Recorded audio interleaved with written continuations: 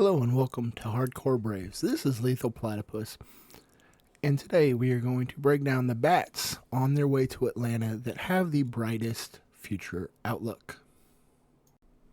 First up is a bat playing down in Augusta, Tate Southesine. He's 19 years old. He was a first-round pick just last year in 2025. He is currently the number 4 ranked prospect on MLB.com. He has 50 grade on hit and power, a 60 grade on run, 50 on arm and fielding. He's currently playing second base and shortstop when Alex Lodis is DHing, and he has been rumored to play center field, though he has not done that yet. With Ozzy's contract coming up, Kim's contract coming up, and Dubon being a utility player, it leaves openings in the near future at second and short, and possibly left field. He has the ability to do all of the above. He's currently hitting .270 with a .444 on base and a .971 slug. He has scored 23 runs and already has 20 hits and 74 at-bats. He has 16 RBIs and he's stolen 15 bases. He's had 3 doubles, 2 triples, 4 home runs, and the best part is his exit velocities are up to 110 miles an hour. He has a 17% walk rate with 17 walks already on the year, up from 1% in his short sample last year, and a 23% strikeout, which is way down from his 40% last year. He's seeing a lot more pitches and waiting for his pitch to drive, and he's driving it to all field. He hit a home run Sunday to right field. He has multiple triples to right center, a home run to left center with his 110 mile an hour exit velocity, and multiple doubles down the left field line. He can put the ball wherever the pitch is thrown. It's resulted in a 160 WRC plus and a WOBA of 450, which is elite. His swing percentage is down from 53 to 35. His contract rate is up from 61 to 73%. He's waiting, he's being patient, and he's driving the ball. On defense, he's only made 2 errors. 1 at second base and 1 at shortstop in 141 innings. He has a really slick glove, he moves well, and he has the arm to play either position. His arm isn't as strong for the outfield, but it's plenty enough to play in the infield. I could easily see him taking second base when Ozzy's contract is up, or short if Lodis does not play out and we do not extend Kim in Atlanta. As we all know, we have a glaring hole currently in left field. Jurickson Profar is suspended for a full year, his second suspension since signing a contract in Atlanta, and even though his contract goes through next year, we do not know if he will be welcomed back. Yaz is not playing well to start this season, hitting very low. Eli is struggling out of the gate, and so we don't know what our future holds in left field. That's when we come up to my next favorite prospect. His name's Eric Hartman, 19 years old, number 20 prospect on MLB.com. Was never really big on anybody's prospect list. He was a 20th round pick. He only has a 45 hit grade, 40 power, 45 arm, and 50 fielding. But he has 70 run, top of the scale. Currently, he is obliterating baseballs.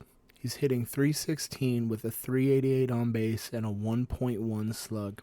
He has 24 hits and 76 at-bats with 4 doubles, 1 triple, 8 home runs. He's only walking at an 8% clip. He has 7 walks on the season, but he's also only striking out at a 27% clip. He has 23 strikeouts. He has 8 stolen bases, and he's at a 187 WRC plus for a .472 WOBA. Those are insane numbers. His swing percentage is 5% more than last year, up 44 to 49%. His contact is still an identical 75% as it was last year. He's putting barrel to ball. He's seeing the ball well. He's hitting it, and his exit velocities are insane. He's hit multiple balls over 110 miles an hour. He is the hardest hitter in our system until Diego Torrens starts playing here in a couple weeks. In the outfield, he has wheels. We all know he has wheels. He's only made 2 errors to 60 putouts in 121 innings. He's playing center and left field, but primarily center field. He played a lot of second base last year, but this year is strictly an outfielder. We all know his wheels are going to play. As long as his bat continues to progress, Atlanta is easily in his future. The wheels are always going to give him a spot, and as long as his bat's swinging, the sky's the limit for this kid. Up third with the ability to play short and second is somebody we all saw in spring training, and his stock skyrated in spring training because we all saw how hard he can truly hit the ball. His name is John Heel. He's currently ranked number 10 on MLB.com, and he's only 19 years old. He has 50 hit, 40 power, 70 run, 50 arm, 50 field. His concern was always power, exit velocity. That no longer seems to be an issue. He's absolutely driving balls, and he's driving them with authority. He's been very pull happy to start the year, but he's finally starting to move over towards right center, spraying the ball the other way, and opening up the field, which has drastically raised his batting average. Over a week ago, it was hovering around 190, and in just 1 week's time, he has upped that to a 296 average with a 388 on base with an 881 slug. He's very patient. Very patient. He has a 13% walk rate and only 17 strikeouts for 20%. He has 13 stolen bases, 5 doubles, 3 home runs, a 123 WRC plus, and a 266 WOBA, which will go up. He's hitting the ball hard, and it's going to start finding more grass. He's been very unlucky to start the year. His swing percentage is down from 43 to 41, and his contact has dropped down from 77 to 70%. He's taking a lot more pitches and chasing a little more, but I feel as the season goes on, he will improve those numbers. Defensively, he has a very slick glove. He moves very fluidly. He has a very strong arm. He's had 4 errors in 148 innings with 15 putouts and 29 assists. He's only played shortstop so far, but he definitely has the ability to play second base as well. That opens him up to be a replacement for Kim in Atlanta, or also Ozzy as his contract expires. He's just explosive. His speed is explosive. The ball is loud off of his bat. And he knows how to get on base. He knows how to wait for his pitch. And that's his best asset. The more patient he is, the better pitches he's going to see. And he can start to use that newly found exit velocity. Up fourth is a monster. Everybody's heard about Sean Murphy's injuries. We've heard about the trade talk. We've heard people want to replace him and let Drake Baldwin play every day.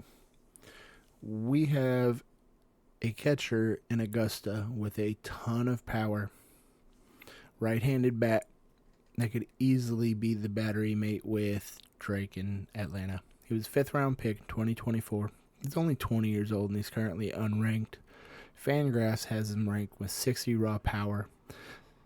He has 60 fielding and he's 6'4", 210 pounds. He's great defensively. His biggest issue is his bat. Currently, he is destroying baseballs at a very high clip. He's hitting 270 and he's showing a lot of patience at the plate, getting on base at a 417 clip, which has his slug and OPS to a 903. He has 10 hits and 37 at-bats, 2 doubles, 2 home runs, a 10 walks, 20% up from 11 last year, and only 11 strikeouts, 24% down from 33 last year. He's got a 148 WRC plus and a 432 WOBA. He's seeing balls, he's driving balls, he's waiting for his balls, and he's using his power. His swing percent is down from 47 to 40%, which means he's being more patient at the plate, and his contact rate is sitting at 61%. If he can up those numbers, the batting average just continues to rise. That can see his way in Atlanta. His glove has always been his biggest asset. He's a great framer. He has a cannon for an arm. He's already thrown out 11 runners this year, but he's also had 6 errors. His battery mate Tanner Smith has always been playing well, but I don't see Tanner having the raw power that Nick does. He would easily be a possible replacement if Sean Murphy struggles or is used as trade bait as the year goes on. Fifth is the glove that I could easily see anchoring shortstop in Atlanta. Alex Lodi's. He's 22 years old. He was a second-round pick in 2025. He's ranked number 5 on MLB.com with 50 ranks across the board and a 55 for his glove. He has 24 hits and 89 at-bats. He has 4 doubles, 1 triple, 1 home run, and 8 walks, which brings his walk percentage up to 8.7 from a 4.6 last year. He struck out 26 times, which is a 26% clip, down from 38 last year. He's also being more patient at the plate. He's driving the ball the other way. He's driving it with power, and he's waiting for his pitch. His WRC plus is only a 105, and his xWOBA is a 359, but that's still a really good numbers. I feel as he continues to drive the ball throughout the whole field, his averages will go up as long as he continues to be very patient. His swing percentage shows that, as it's down from a 55% swing rate to 45%, and his contact is way up from 68% up to 75%. He's drastically cut down on expanding the zone and chasing, and he's driving it all over the field. And once again, he's driving it with large exit velocities. That seems to be a theme with all 5 of these players. Defensively, at 157 innings at shortstop, he has 28 putouts and 37 assists to 4 errors. He has a very slick glove. He has great range, great instincts, and a cannon for an arm. That's why defensively I have him rated higher than Tate and John Hill. There's a lot more players in Atlanta's system that have the potential to make the bigs. This is the most bats I've seen in our system in almost 10 years, since Ozzie, Dansby, and Ronald Riley were all prospects. We have Connor Eisenberg, who has a rifle of an arm and a rifle of a bat. We have Diego Torrens, 17 years old, massive upside, probably the highest rated bat in our system. Switch hitter, 17, hits the ball consistently over 110 miles an hour. Dixon Williams, Colby Miller, we have Colby Jones.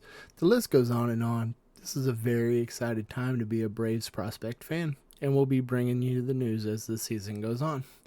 Thank you for listening to Lethal Platypus on Hardcore Braves, and make sure to follow us on all social medias. Thank you and have a wonderful evening.